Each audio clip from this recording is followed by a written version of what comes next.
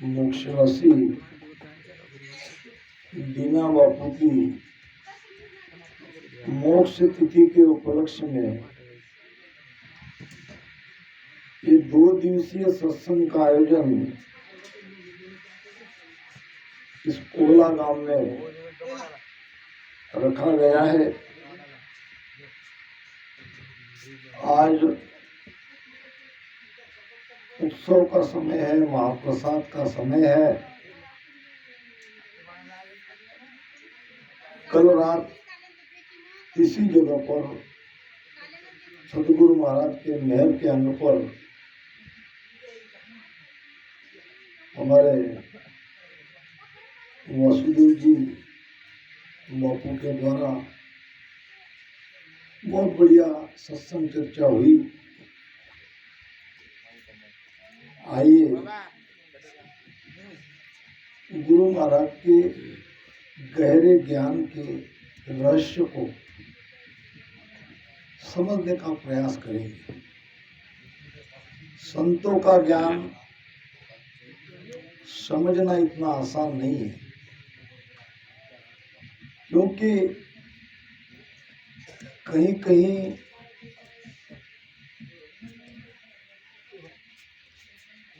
शब्द की जो रचना है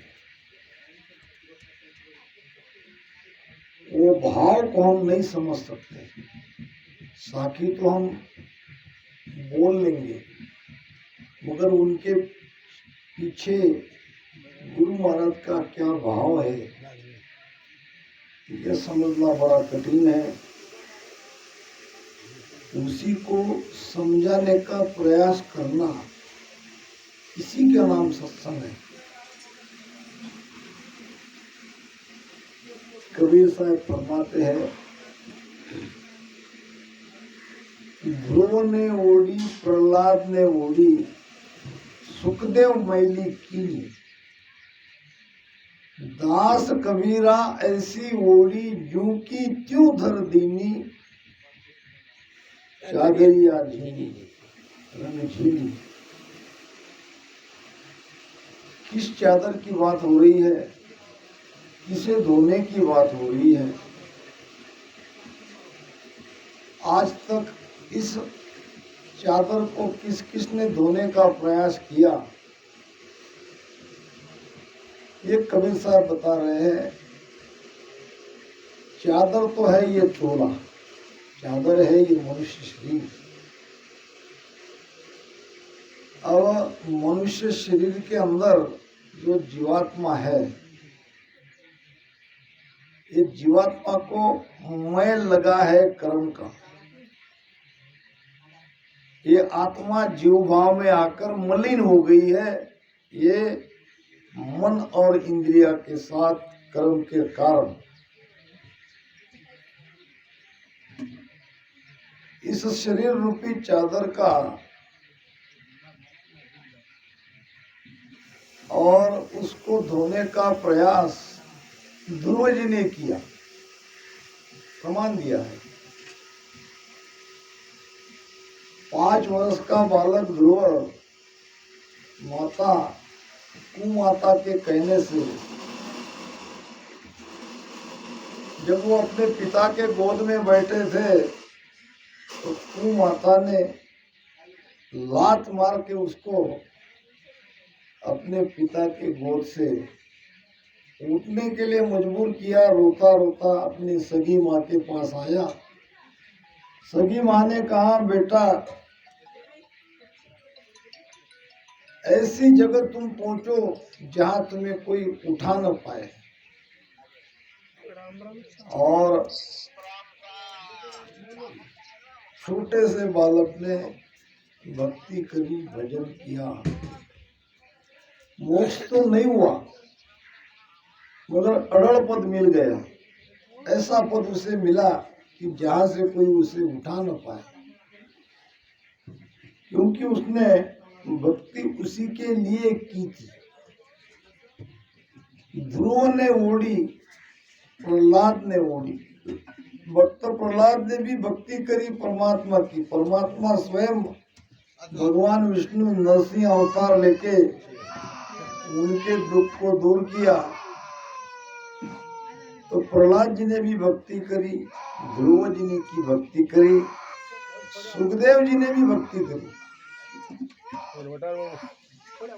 मगर इन तीनों का मोक्ष नहीं हुआ, इनका आना जाना मिटा नहीं।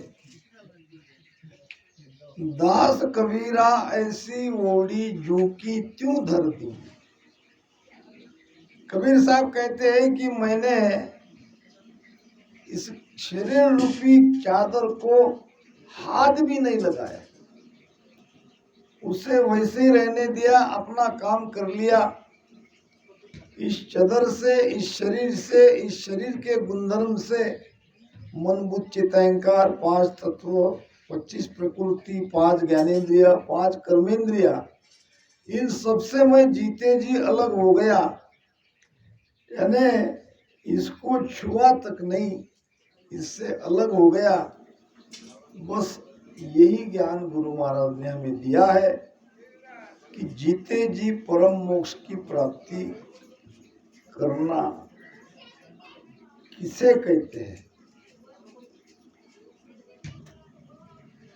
आत्मा जीव भाव में आई है, जीव भाव में आने के कारण उसके अंदर कर्तापना आया, कर्ता का भाव आने के कारण कर्म बने, और किए हुए कर्म को भुगतने के लिए उसको बार बार जन्म मरण में आना पड़ रहा है, जन्म लेना पड़ रहा है, मरना पड़ रहा है। 4 खानी में अलग अलग भिन्न भिन्न शरीर में उसे जाना पड़ रहा है, ये कर्म के कारण। तो जब हम इस माया सदृश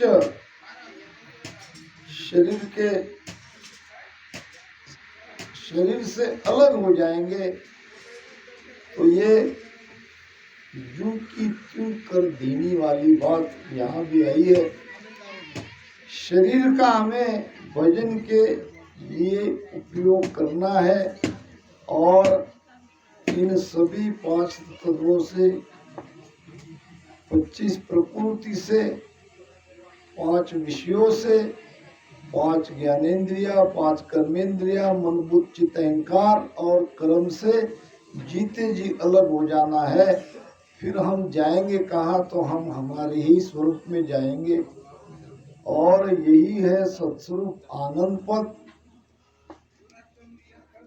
तो इसे कैसे धोना है, जीव का जीवपना कैसे मिटाना है, ये गुरु महाराज एक छोटे से भजन के माध्यम से संपूर्ण जगत को ये भेद बता रहे हैं। हे सोया को निर्मल कीजे जो, निर्मल कीजे जो, ऐसे या को निर्मल कीजे जो, निर्मल कीजे जो, काढ़र कूटऊ राय सारो, काढ़र कूटऊ राय सारो, करड़ो पणो देखो, करड़ो पणो देखो, ऐसे या को निर्मल कीजे जो, निर्मल कीजे जो, नाभ ऐरन कर्म कोयला, नाभ ऐरन कर्म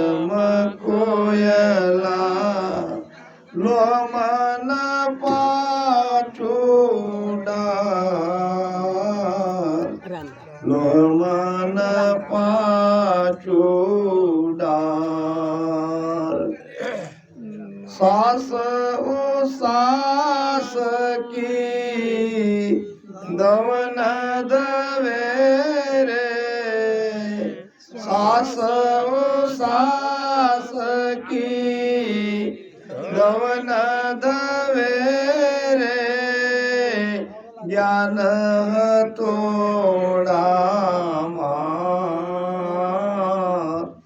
ज्ञान तोड़ा मार, ऐसे या को निर्मल कीजे जो,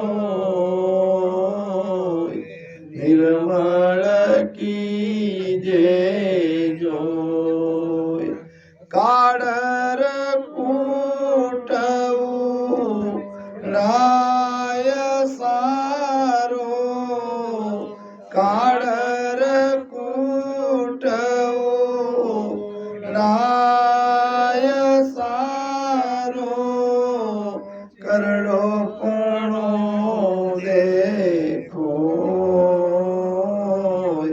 करड़ो पणो देखो,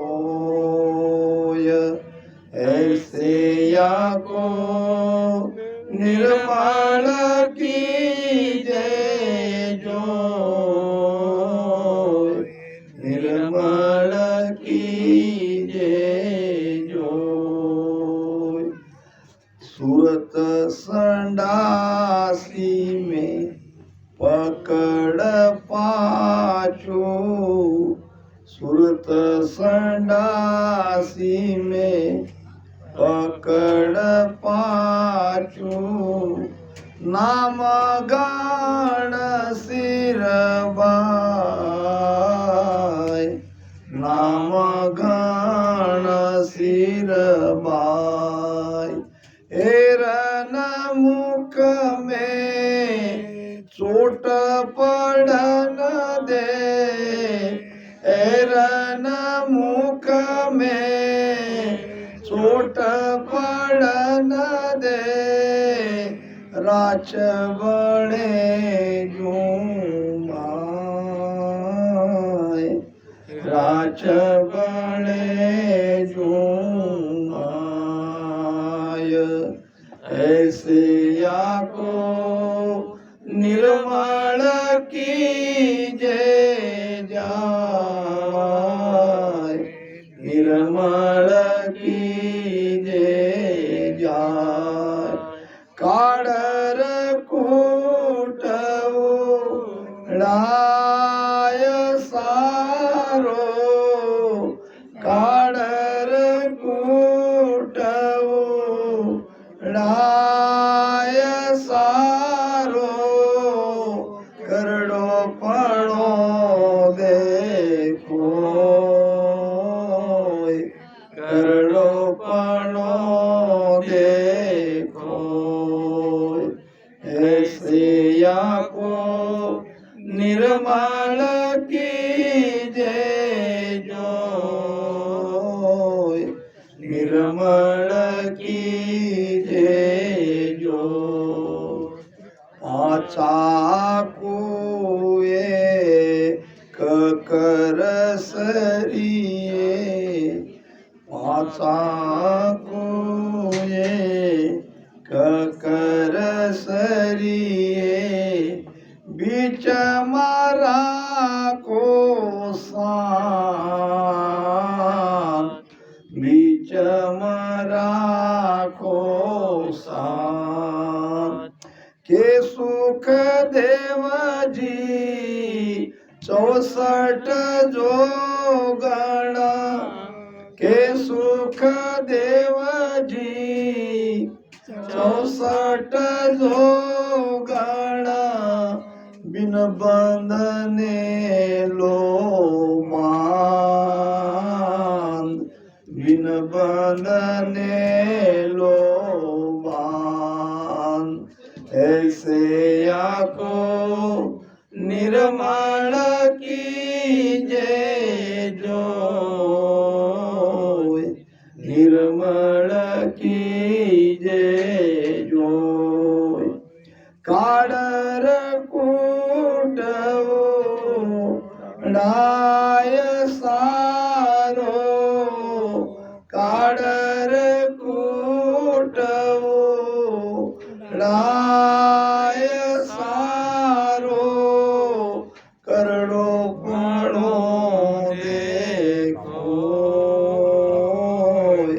करड़ो पणो देखो ऐसे या को निर्मल कीजे जो निर्मल कीजे जो। जब गुरु महाराज की वाणी का आकलन करते हैं, उनके वचनों को सुनते हैं, समझने का प्रयास करते हैं, तो उसमें एक ही बात पे जोर दिया है। घुमा फिरा कर उस एक ही बात पर गुरु महाराज हमें बार बार ला रहे हैं, और वो है भजन, वो है सुमिरन। भजन करना ही पड़ेगा और दूसरा कोई उपाय नहीं है। जीव के पीछे जो कर्म का मैल लगा है, जो आत्मा जीव भाव में आकर मलिन हुई है, उसको जीते जी निर्मल करना है, कर्म से अलग करना है, बंधन से मुक्त करना है। तो उसका भेद महाराज बता रहे हैं, कैसे आपको निर्मल करना है। संसार का दृष्टांत देके के समझा रहे हैं, लोहार का। लोहार करता क्या है? लोहार लोहे को आग में गर्म करता है, तपाता है, और जब वो लाल हो जाता है, नरम हो जाता है, तो जैसा चाहे वैसा उसको आकार बनाता है। आयरन पे रख के, और वो संडासी से पकड़ के दूसरे को घन की चोट मारने के लिए कहता है।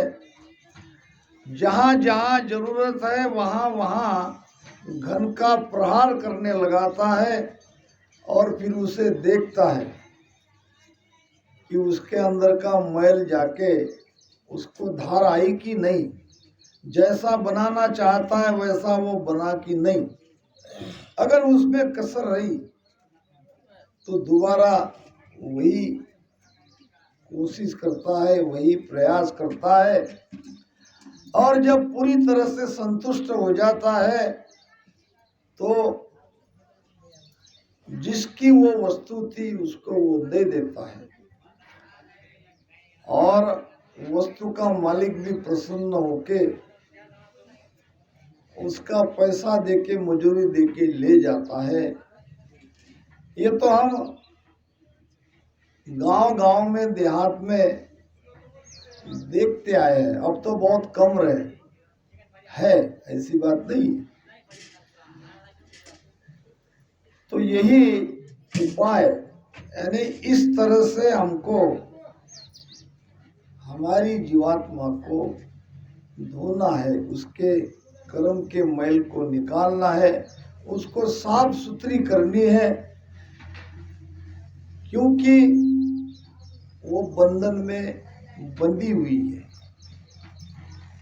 शरीर धारण करने के कारण हमारे अंदर मैं का भाव आ गया। हम अपने आप को परमात्मा से पृथक समझने लगे, और जब कोई अपने आप को परमात्मा से पृथक समझने लगता है, अलग समझने लगता है,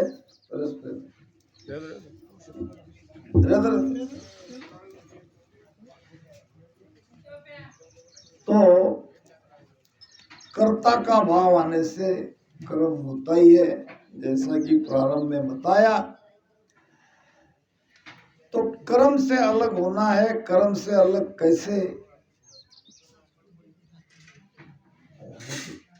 कैसे हुआ जाता है, ये भेद इस छोटे से पद में गुरु महाराज ने बताया है। ऐसे याकू निर्मल कीजिए जोई, इस प्रकार से इस जीवात्मा को आपको निर्मल करना है। काडर कूट उड़ाय सारो, इसमें जो कूट कचरा भरा है, जो मैल भरा है, इसको पूरी तरह से मैल से, इस कूड़ से अलग करना है। और इसके अंदर जो करड़ा पड़ा है, लोहा, जब आग की भट्टी में उसको डाल दिया जाता है, गर्म किया जाता है, तो उसके अंदर का करड़ापना मिट जाता है और वो मुलायम हो जाता है।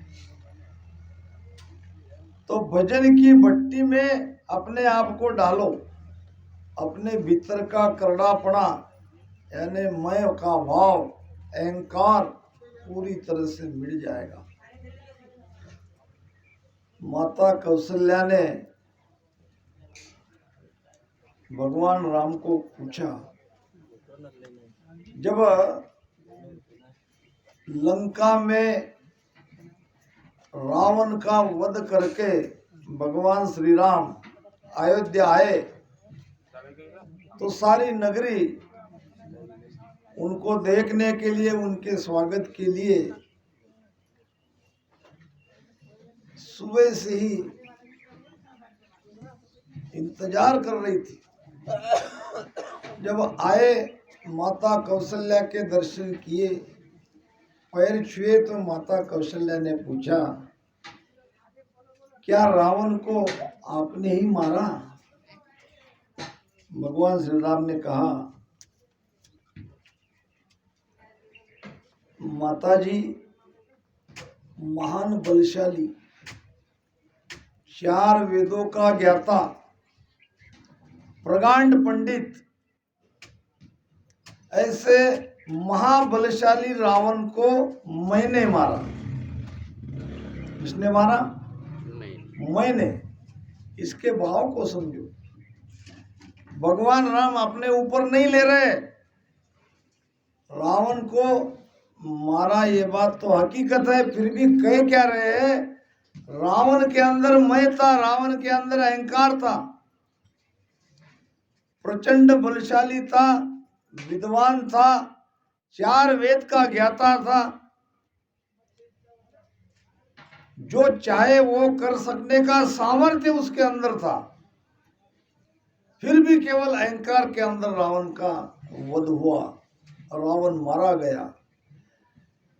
जब रावण के जैसा महापराक्रमी केवल अहंकार के कारण, मैं के कारण मारा जाता है, तो तुम्हारी हमारी क्या विसार। हम तो उनके जैसे न पराक्रमी है न ज्ञानी है। तो इस मैं को छोड़ो। जब मैं था तब हरि नहीं,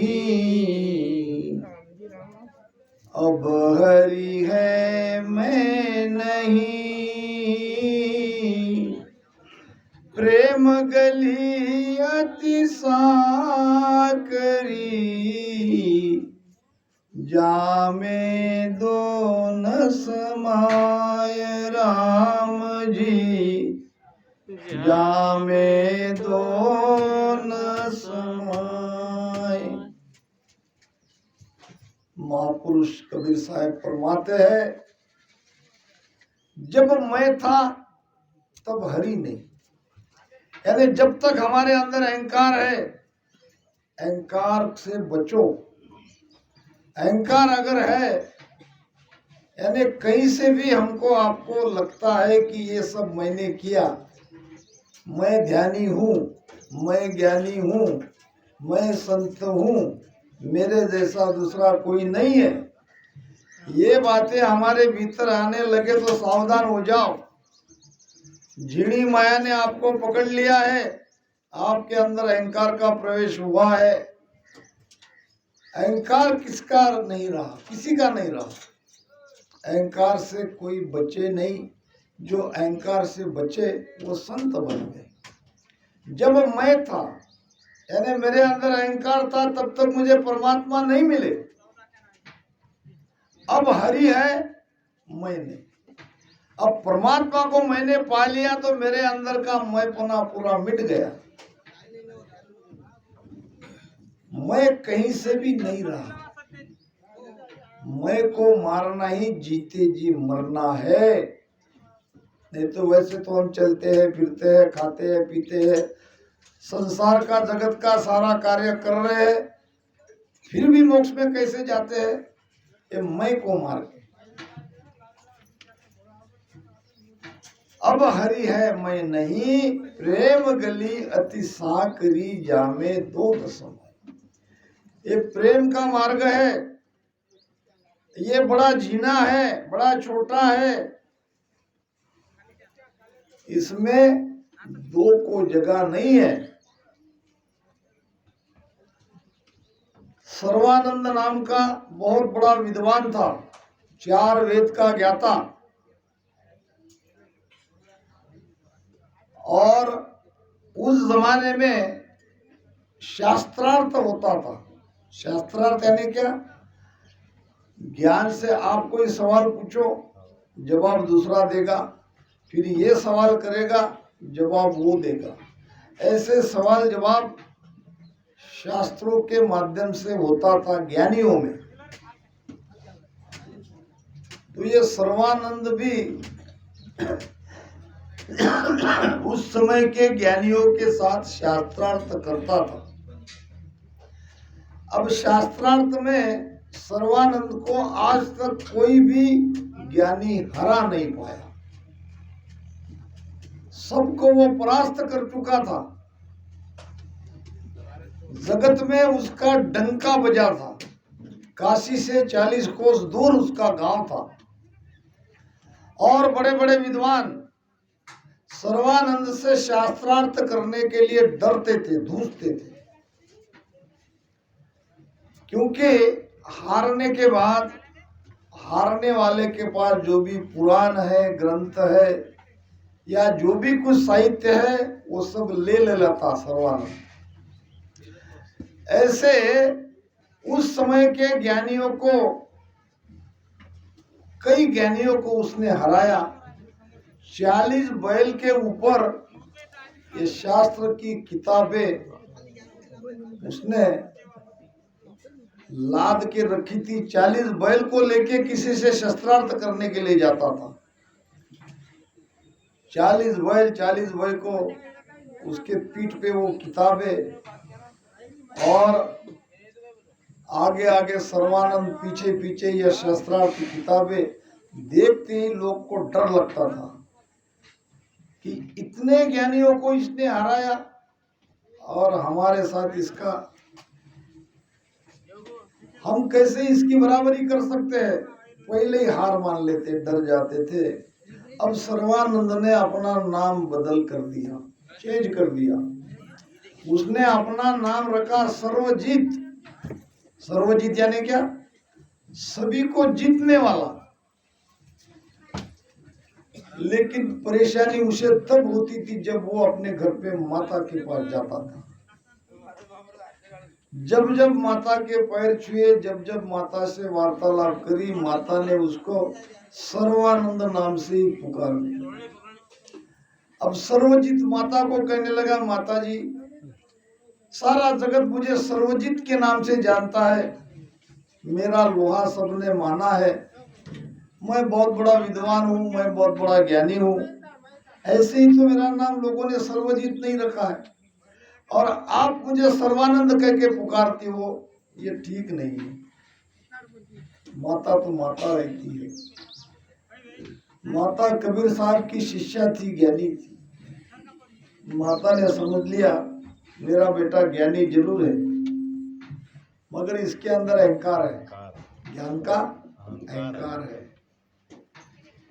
जानबूझकर वो सर्वानंद सर्वानंद कहती, जो जो सर्वानंद कहती, वैसा वैसा सर्वजीत नाराज होता, दुखी होता। बेटा सर्वानंद में क्या तकलीफ है तुम्हें? बचपन से मैं इसी नाम से तुम्हें पुकारती आई हूँ। तुम्हारे पिताजी ने बड़े प्रेम से तुम्हारा नाम रखा और तुम कहते हो कि मुझे सर्वानंद नाम से मत पुकारो। हाँ माँ, मुझे दुख होता है, सारा जगत मुझे सर्वजीत कहता है और तुम मुझे सर्वानंद कहती हो, तो इसका मुझे दुख होता है। ठीक है, एक शर्त पर मैं तुम्हें सर्वजीत कह के पुकारती हूँ। बोलो माँ, बताओ क्या करना है? क्या किसी से शास्त्रार्थ करना है? हाँ, 40 कोस दूर पे काशी में मेरे गुरु महाराज है, जिनका नाम है संत कबीर साहब। उनसे जाके शास्त्रार्थ करो और उनको हरा कर जब तुम आओगे तब मैं तुम्हें सर्वजीत करके पुकारूंगी। इतनी सी बात। इनसे कई बड़े विद्वानों को, ज्ञानियों को मैंने परास्त किया है और मैंने सुना है कि कबीर साहब तो पढ़े लिखे भी नहीं है, अंगूठा छाप है। इनको हराने में मुझे क्या समय लगता, अभी गया अभी आया। जाओ बेटा और कबीर साहब को हरा के वापस लौटना। अब 40 बैल के ऊपर शास्त्रार्थ की किताबें लेके सर्वानंद निकला काशी कबीर साहब से शास्त्रार्थ करने के लिए, उनको हराने के लिए। कमाली थी कबीर साहब की लड़की, दरवाजे पे खड़ी थी। उसने पूछा कबीर साहब का घर कौन सा है? कमाली ने कहा कबीर का घर दूर है, कबीर का घर दूर है जहां सिलहली गेल। सिलहली ने क्या? फिसलन, कीचड़। कीचड़ में पैर फिसल देगी नहीं, ज्यादा कीचड़ रहा और चिकन मट्टी रही तो पैर फिसलते हैं। तो कमाली कहती है कबीर का घर दूर है जहां सिलहली गेल, पावन टीके पिपील का और तू लादो है बैल। पावन टक्के टीके पिपील का और तू लाद्या है बैल। अरे हे भाई, तुम कौन हो, कहाँ से आए हो? मैं तुम्हें नहीं जानती हूँ। कबीर साहब के घर के बारे में पूछ रहे हो तो मैं तुम्हें बता रही हूँ। तो कबीर साहब का घर तो बहुत दूर है और वहां जाने के लिए रास्ता चिकनाहट का है, फिसलन का है। पीपील यानी चींटी। चींटी अगर वहां से चलती है तो उसके पैर भी टिकते नहीं है। इतना छोटा रास्ता है, फिसलन वाला है, कठिनाई वाला है। और तुम तो कबीर साहब का घर ढूंढने के लिए 40 बैलों के ऊपर शास्त्रार्थ की किताबें लेके आए हो, कैसे वहां तक पहुंचोगे? मुझे तो चिंता हो रही है। इतने में कबीर साहब आ गए, कहने लगे क्यों गलत सलत कह रही हो? बेचारा कोई आया है, मुझे मिलने के लिए बता देती, घर में बिठा देती, कुछ पानी बीनी पिलाती। अब कबीर साहब के आने से कमाली अंदर चली गई। कबीर साहब ने कहा आओ बेटा। उसने अपना परिचय दिया। जब उसकी माता की नाम सुना तो कबीर साहब कहने लगे तो वो तो मेरी शिष्या है। हाल चाल पूछने के बाद कहा कि कैसे आए? माता ने भेजा। किस लिए? शास्त्रार्थ करने के लिए। किससे? आपसे। अरे मैं क्या आपसे शास्त्रार्थ कर सकता हूँ? आपका नाम तो सारे जगत में विख्यात है, मैं जानता हूँ, मैं जानता हूँ आप बड़े ज्ञानी हो, आप बड़े विद्वान हो, तो मुझसे शास्त्रार्थ नहीं करोगे? आपके शास्त्रार्थ करने की आवश्यकता ही नहीं है। जब मैं स्वयं जानता हूँ आप ज्ञानी हो, महात्मा हो, विद्वान हो, तो आप मुझसे शास्त्रार्थ नहीं कर रहे हो। नहीं कर रहा हूँ, मैं आपसे हार मान चुका हूँ, मैं स्वीकार करता हूँ आप विद्वान हो, आप ज्ञानी हो। मगर अब ये मेरी माँ को पता चलना चाहिए, वो कैसे माने? अरे भाई लिख लो, मैं तो पढ़ा लिखा नहीं हूँ, जो चाहे वो लिख लो और मेरा अंगूठा लगवा दो, माता समझ जाएगी। सर्वानंद ने वहाँ से कागज लिया, लिखा कबीर हारा सर्वानंद जीता और अंगूठा ले लिया कबीर साहब के, निकला। माता ने कहा आ गए? हाँ। शास्त्रार्थ चर्चा हुई? शास्त्रार्थ हुआ? अरे कहा माँ, वो तो स्वयं कहने लगे कि मैं अंगूठा छापूं, मैं आपसे क्या चर्चा करूं, मैं तो स्वयं मेरी हार स्वीकार करता हूँ। ऐसा? तो कुछ लाए हो? हाँ, ये कागज है, कबीर साहब का अंगूठा है। देखा, पढ़ो बेटा। अपने हाथ से लिखा हुआ कागज अपनी ही जेब से निकाल के पढ़ा, और कबीर हारा सर्वानंद जीता, ऐसा जो लिखा था वो लिखावट बदल गई, कबीर जीता सर्वानंद हारा। अब पढ़ते पढ़ते रह गया, माता जी कुछ गलती हो गई। क्या गलती हो गई? गलती से मैंने कबीर जीता लिख दिया, सर्वानंद हारा लिख दिया। मैं जाके वापस अपनी गलती को सुधार करके लाता हूँ। दोबारा गया, अरे कैसे आ गए?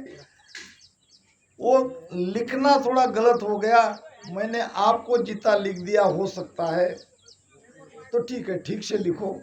अब लिखा कबीर हारा सर्वानंद जीता। दो दो तीन तीन बार चिट्ठी की तरफ देखा, मायना सब सही था। अब दोबारा उसका दस्तखत लेके, अंगूठा लेके वापस आया, और जब माता को बताया तो मायना वही बदल गया दोबारा, कबीर जीता सर्वानंद हारा। माता जी एक हो क्या रहा है, जबकि पहली बार भी मैंने गलती नहीं की थी, दूसरी बार भी ऐसा हो रहा है, ये क्या माजरा है? मनी मन माता मंद मंद मुस्कुराने लगी। बेटा तुम समझे नहीं, अगर तुमको ये सारी बातें समझनी है तो दोबारा जाओ, अपने अहंकार को मिटाओ, दूर करके कबीर साहब के चरणों में गिर जाओ। तीसरी बार जाके कबीर साहब के चरणों में गिर गया। मैंने आपको पहचाना नहीं, बड़ी भारी गलती हुई। कबीर साहब ने उसे प्रेम से गले लगा लिया। बाद में वो कबीर साहब का सबसे प्यारा शिष्य बना।